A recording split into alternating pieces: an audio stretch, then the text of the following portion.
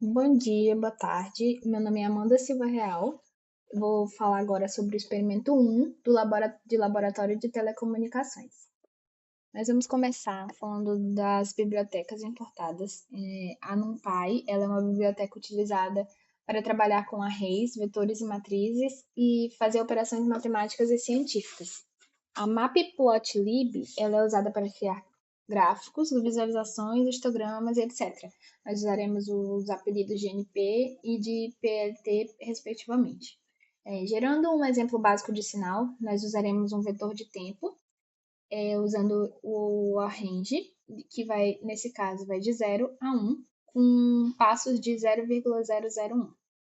E também vamos definir uma variável y, que nós usaremos essa função que vai gerar um sinal senoidal com base nesse vetor de tempo t. Aqui é o nosso vetor de tempo definido, o nosso array, e aqui o nosso sinal senoidal y declarada. Agora, nós vamos plotar esse sinal de tempo esse sinal senoidal no tempo, com o título sinal senoidal.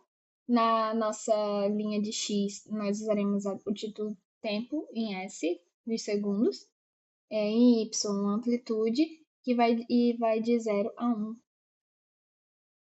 1 segundo. E aqui nós podemos ver como é o nosso sinal senoidal.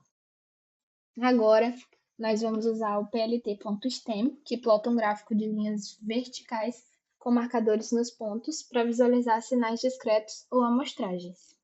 Aqui nós vamos utilizar o título sinal senoidal também com os mesmos parâmetros de x e de y. Aqui nós usaremos nós iremos plotar de 0 a 0,002.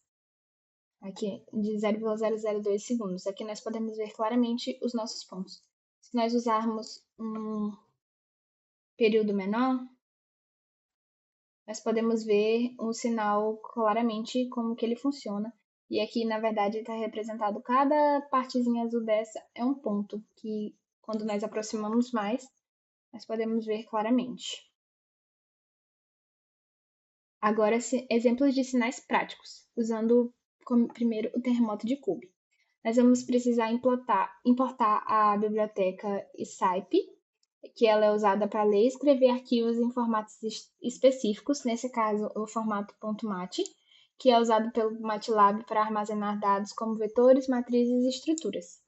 Nós usaremos a variável mat para ler para guardar o conteúdo do terremoto Kobe, aqui no link. E aqui esse código ele vai ser responsável por ler esse conteúdo. E aqui o nosso type, ele vai verificar qual é o tipo de variável, nesse caso é dict, que é o de dicionário. Aqui nós vamos definir como uma variável chamada Kobe. Usaremos esse código .flatten, que achata essa array multidimensional em um vetor com uma única lista de valores. Aqui nós vamos mostrar essa array, que é essa daqui, de Kobe. Esse len dividido para 60 vai mostrar o número de amostras que tem em Kobe, dividido para 60, que é 50,8. Aqui nós vamos importar a biblioteca Pandas como PD. Ela é usada principalmente para análise e manipulação de dados como tabelas, datas e tempos. E nós vamos usar esse PD como um apelido. Geraremos um vetor de tempo. Usando a variável n, nós vamos criar um array que vai de 0 até o tamanho de Kobe, menos 1, porque esse arrange ele usa do nosso primeiro número até o nosso segundo menos 1. Usaremos essa variável chamada startTime com esse código pd.times, que vai criar uma marca de tempo da biblioteca Pandas com data e hora exata. E nossa variável t, nós vamos somar o startTime, que nós criamos anteriormente, com esse código pd.times time de delta, que vai somar o startTime com um vetor com n intervalos e vai gerar um vetor t com as datas e horas exatas de cada amostra. Aqui nós vamos plotar esse nosso terremoto vamos plotar Kobe inteiro e usando o título Sinal de Terremoto de Kobe, com a nossa linha X com o nome da variável do tempo e de Y de micrometros por segundo quadrado. Aqui é o nosso sinal de tempo, nosso sinal de terremoto Kobe. Agora vamos trabalhar com sinais de imagem.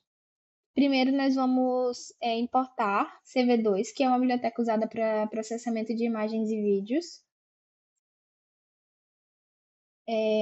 do Google Colab. Nós vamos importar essa biblioteca CV2_IM. Essa biblioteca IMShow, CV2_IMShow, ela é uma adaptação feita para visualizar imagens dentro do notebook do Colab. Nós vamos usar essa variável IMG com esse código que vai ler uma imagem e devolver a imagem como uma matriz NumPy, onde cada elemento ele vai representar um pixel. Aqui esse CV2_IMShow, ele vai sempre exibir a nossa imagem que tiver entre parênteses. Nesse caso é IMG. E aqui ele vai exibir a imagem que está aqui dentro do IMG. No caso, é essa imagem. Aqui esse img.shape, ele vai retornar as dimensões da imagem carregada. Quando nós colocamos apenas ele vai nos dar 3 valores, que vão ser, no caso dessa imagem, 1479, 2040 e 3. E aqui, quando nós multiplicamos esses 3 números, ele vai nos dar o cálculo total de valores em bytes na imagem, que no caso é 9.051.480. Aqui nós importamos essa nova biblioteca, essa NumPy, e nós vamos apelidar de NP. Ela é usada para manipular arrays, vetores e matrizes. E nós vamos usar uma nova variável chamada img_array, que vai receber esse código np.array da nossa imagem, que vai converter a variável em um novo array NumPy. E nós vamos printar essa array. E aqui está o print dela, em formato de matriz. Agora, quando colocamos desse modo esse código da nossa imagem, com esses valores, ele vai acessar o primeiro valor. Ele vai acessar o valor do pixel na linha do primeiro número, na coluna do segundo número e no canal do terceiro número. Nesse caso, é esse valor. Agora, nós usaremos uma nova variável chamada img_gray, que vai receber esse código, que esse código CVT_color, ele é uma função que para converter imagens entre diferentes espaços de cor, que vai usar a nossa imagem e vai usar esse código cv2.color brg to gray, que indica que a conversão será de BGR para gray, que é de colorida para em tons de cinza. E o CV2 Show vai mostrar a nossa imagem aqui, a nossa imagem em preto e branco. Nós vamos ver como funcionam os filtros. O filtro de nitidez, ele reforça o valor do pixel central e subtrai os vizinhos e realça as bordas e detalhes. No caso, é a nitidez. Nós podemos ver como isso funciona de acordo com essa matriz, que vai realçar o do meio e diminuir os das bordas. Nós usaremos uma variável chamada imgnítida, que vai usar esse código, que aplica o filtro convolucional definido por Canon na imagem. Aqui esse CV2_IMShow vai mostrar a imagem gray, a imagem nítida, que é a imagem em tons de cinza, normal, e a imagem nítida que nós acabamos de definir com o código. Agora vamos aplicar o filtro de suavização. Usaremos a variável IMG suavizada com o CV2 Gaussian Blur. Esse filtro, esse código aplica o filtro gaussiano, que faz a suavização da imagem, reduzindo ruídos e detalhes pequenos. No caso, esses números que ficam entre parênteses, eles vão ser o nível de suavização, eles precisam ser sempre números ímpar. E nós vamos usar o CV2 e MShow para mostrar a imagem. No caso, a imagem suavizada. Tá aqui a imagem suavizada. Agora o filtro de binarização. Usaremos a variável t e a img bin de binário. Usaremos o threshold, que é uma função que aplica um limiar para separar os pixels em valores abaixo e acima do limiar. Aqui entre parênteses nós vamos ter a imagem, o limiar inicial, o valor máximo e o tipo de binarização, que é o cv2.thresBinary, mais o cv2.thresOtsu, que é o método que calcula o melhor limiar para separar os pixels. Aqui, o CV2 e MShow, nós vamos exibir a imagem e nós vamos mostrar o nosso T, que é o valor do limiar calculado pelo método. Aqui é a nossa imagem e aqui o nosso valor do limiar, que pode ser, se não me engano, no máximo de 255. Também temos o filtro de detecção de bordas. Nós usaremos a variável imgBordas, que vai detectar as bordas, e entre parênteses nós vamos ter a imagem binalizada, o limiar inferior e o limiar superior. E aqui nós vamos mostrar a imagem, tá aqui a imagem. Agora vamos começar os exercícios. Agora nós vamos detectar o conjunto de objetos da imagem. Nós poderíamos usar a imagem das moedas ou dados e utilizar o método explicado anteriormente, que foi feito na imagem anterior. Nesse caso, eu escolhi o dos dados. Nós vamos primeiro importar as bibliotecas usadas para processamento de imagens e vídeos, que é a CV2, e vamos importar a CV2 em MShow, que é uma adaptação feita para visualizar imagens dentro do notebook do Colab. Usaremos a mesma variável img com CV2 imRead, que lê a imagem e devolve a imagem como uma matriz NumPy, onde cada elemento representa um pixel. E aqui nós vamos mostrar a imagem. Aqui a nossa imagem em preto e branco, com a variável imgGray, usando o mesmo código, o color BGR to Gray, que passa a imagem de BGR para Gray, que é de uma imagem colorida, para uma imagem em tons de cinza. E vamos exibir essa imagem. O nosso filtro de suavização. Nós vamos usar a variável img suavizada, o código de CV2 Gaussian Blur, que aplica o filtro gaussiano, que faz a suavização da imagem, reduzindo ruídos e detalhes pequenos. Vamos usar o mesmo nível de 11, pode ser aumentado ou diminuído em números ímpar. E vamos mostrar a imagem, exibir a imagem suavizada. Tá aqui a nossa imagem suavizada. Agora o filtro de binarização, nós vamos ter o T, que é onde vai mostrar o nosso valor, o nosso limiar. Nossa imagem binarizada, ela vai receber essa função que aplica um limiar que separa os pixels em valores abaixo e acima do limiar. E aqui dentro nós vamos ter a nossa imagem, que vai ser binarizada, que é a imagem suavizada, o limiar inicial e o valor máximo. E aqui nós vamos ter o nosso tipo de binarização e o método que calcula o limiar para separar os pixels. Vamos mostrar a imagem com imshow e vamos printar o valor do limiar calculado pelo método de Otsu. Aqui é a nossa imagem e aqui o nosso valor, que é 98. Agora o filtro de detecção de bordas. Falamos do filtro de binarização, agora o filtro de detecção de bordas. Nós vamos guardar na variável imgBordas. Nós vamos usar o código cv2.cane, que detecta bordas na imagem, que nós escolhemos a imagem binária, que foi a que usamos anteriormente. E os valores, os parâmetros, usaremos o limiar inferior e o limiar superior, que nós escolhemos 70 e 120. O CV2 e MShow, ele vai exibir essa imagem resultante da detecção de bordas. Então, aqui é a nossa imagem resultante. Agora, nós vamos fazer uma nova atividade de considerar a função x de t, dada abaixo, que é 1 sobre 1 mais exponencial de menos t, conhecida como sigmoide.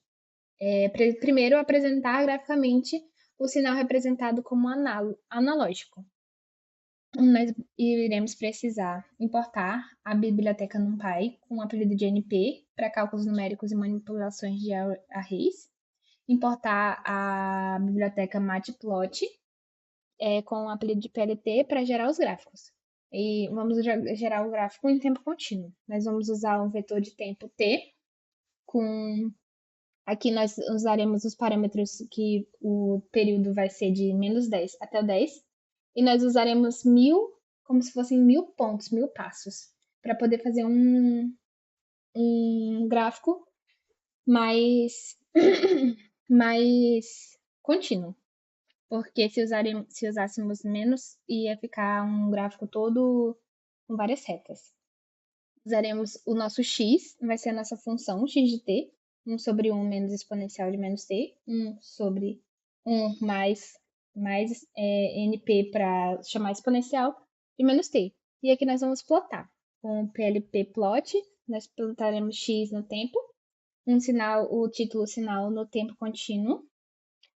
No x, nós usaremos o título tempo em S, e no y, nós usaremos o x de t. Aqui nosso sinal no tempo contínuo, nossa função plotada. Agora nós vamos plotar o sinal somente com as suas amostras, destacando que o mesmo é digital. Nós vamos usar um vetor n com valores inteiros de -10. Como estamos usando o arrange, vai ser de -10 até 9, que vai ser de 10 menos 1. Com um passo de 1. Nosso x de n, ele vai ser a nossa função, que é 1 sobre 1 mais exponencial de menos n agora, já que não estamos mais no tempo. Aqui nós vamos plotar o plt.scatter, ele plota os valores discretos da função usando pontos ao invés de uma linha contínua, para que a gente possa mostrar, colocar as amostras no gráfico. Aqui nosso gráfico com as amostras. Agora, essa parte. Agora nós vamos mostrar o resultado das seguintes transformações da variável independente. Ao invés de ser x de t, agora nós vamos ter x de t menos 2, x de menos t, x de 2t e x de t sobre 2. O primeiro é x de t menos 2. Então, onde nós tínhamos o nosso x, que era igual a 1 sobre 1 mais exponencial de menos t, nós vamos ter 1 sobre 1 mais exponencial de menos t menos 2. E aqui nós vamos colocar o título de x de t menos 2 e aqui vai ter o nosso gráfico. Agora, nós vamos plotar com x de menos t. Agora, ao invés de ser a função anterior, nós vamos substituir o t novamente. Aí vai ser t, e aí o nosso x que nós estávamos usando agora vai ser 1 sobre 1 mais exponencial de menos t. O nosso título vai ser x de menos t, tá aqui o nosso gráfico. E agora, usando x de 2t, nós vamos ter agora a nossa nova função vai ser 1 sobre 1 mais exponencial de menos 2t. O nosso título x de 2t, e tá aqui o nosso gráfico. O nosso último gráfico vai ser x de t sobre 2. Aqui a nossa função agora vai ser 1 sobre 1 mais exponencial de menos t sobre 2. E que a gente pode ver como vai ficar o nosso gráfico, como vai se comportar. Agora, nós vamos gerar um sinal de grau unitário, o de t. Nós precisaremos de um vetor tempo, que vai de -10 até 10, aqui no nosso período. Como nós sabemos, quando usamos arrange, nós vamos de -10 até 10 menos 1, no caso 9. E aqui a gente vai usar um u, e a gente vai usar um np.haveside, que é a função degrau. Aí, ou seja, eu estou usando aqui o 1, então, para todo t menor que 0, vai ser igual a 0, e quando t for maior que 1, vai ser igual a 1. Nós teremos, então, aqui o nosso gráfico. Nós vamos plotar o u em t, vamos ter aqui o plot, e aqui nós podemos ver como vai ficar o gráfico do degrau unitário.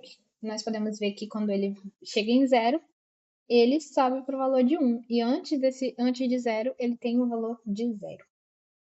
Agora, nós vamos gerar um sinal de impulso unitário. Nós vamos primeiro gerar o vetor de tempo, que vai ser o t. Vamos usar a range, que vai de -10 até 10. No caso, então, vai de -10 até 9, porque o arrange só vai do valor que a gente colocar, -1. No caso aqui podemos ver, né, que ele vai até mais ou menos 9. Vamos criar uma variável delta e vai ser igual a np.zeroSlike. Esse código, ele cria um vetor cheio de zeros com o mesmo tamanho de t.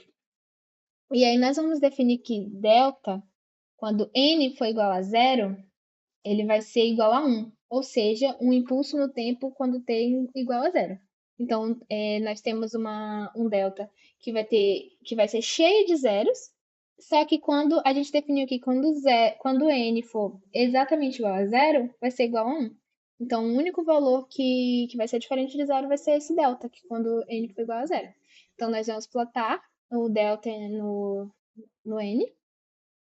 Aqui nós vamos ter um título do impulso unitário e vamos colocar na linha X um T e na linha Y um delta, que nós podemos ver como vai ficar o nosso gráfico de impulso unitário, que nós podemos ver claramente como ele vai ficar. Foi isso, muito obrigada. Boa tarde ou bom dia.